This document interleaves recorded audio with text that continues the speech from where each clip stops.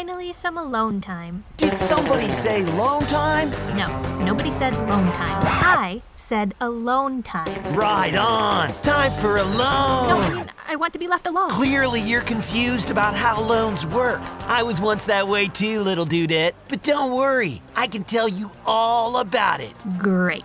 Loans are like surfboards because there are different kinds to suit your individual needs. Student loans for tuition, mortgages for buying property, auto loans for getting a vehicle, small business loans for entrepreneurs, and payday loans. Although, to be honest, I'm not too stoked on those. They're kind of the worst. So loans are tailored to the stuff that most people can't pay for up front. Totally. A typical loan looks like this. There's the principal. That's the amount you're borrowing. Then there's the interest rate. That's a percentage that your financial institution charges you for lending you the money. Then there's the term. That's the amount of time you have to pay it all back. That makes sense so far. Righteous. Loans can either be secured or unsecured, depending on whether or not they're protected by collateral. Collateral is something valuable that the lender can take as repayment if you default on your loan and can't pay it back. It's usually something big, like your house or a vehicle. That sounds scary. Why even bother with a secured loan? Because secured loans usually have lower interest rates since they're less risky to the lender than an unsecured loan. Don't worry, little dudette. They're only scary if you can't afford your loan. Are there other ways to lower the interest rate? Interest rates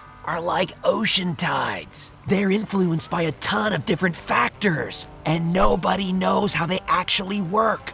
Every lender is going to use a different set of factors to see whether or not you're eligible for a loan and what your interest rate will be. Factors like your credit score. Higher credit scores qualify you for lower rates, so it's worth it to get your score in shape before applying for a loan. The loan itself. The more you borrow and the longer the term, the higher the interest rate will be. Then there's your life situation. Lenders look for things that suggest you'll be able to pay back your loan. A good employment history helps. Not having any other debts help. Even having a long-standing relationship with a financial institution can help. What about getting a cosigner? Totally excellent question, surfer girl. A cosigner is like a surfing buddy. If you wipe out on your loan, he or she is the one responsible for its repayment.